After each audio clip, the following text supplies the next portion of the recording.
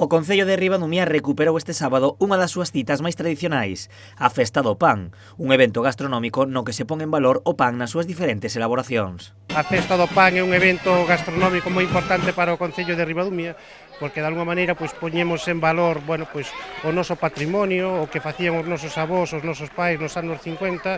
Este é a 19ª edición, polo tanto, para nós era moi importante despois de 2 anos de pandemia. A festa volveu a ser un éxito e ata Ribadumia se achegaron centos de persoas, incluindo visitantes de fora da comarca.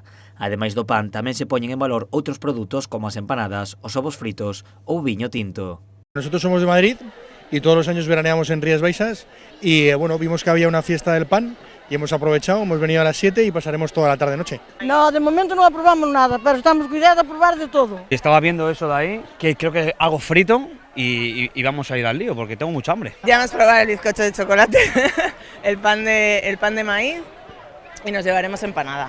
Hemos venido a tomar los huevos y luego a bailar si se tercia.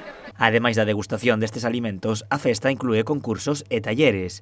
Nestes eventos tamén participan os máis pequenos. Te dan harina para las manos, para que no se te pegue la masa, luego le das la forma que quieras y lo llevas ahí como para ponerle tu nombre.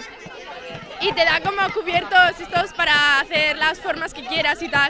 Y muy divertido, la verdad. Pero sale amorfo. Outro evento clásico desta festa é a exhibición da moenda e amasado nos muiños de Batán. Para ver precisamente, para ver como se moía, para ver como se amasaba, para ver como se cocía e despois voltaremos aquí outra vez á Carballeira de Ribadumia para poder seguir disfrutando da festa. Precisamente, tras a exhibición, a festa continuou na Carballeira con música a cargo do dúo Marema.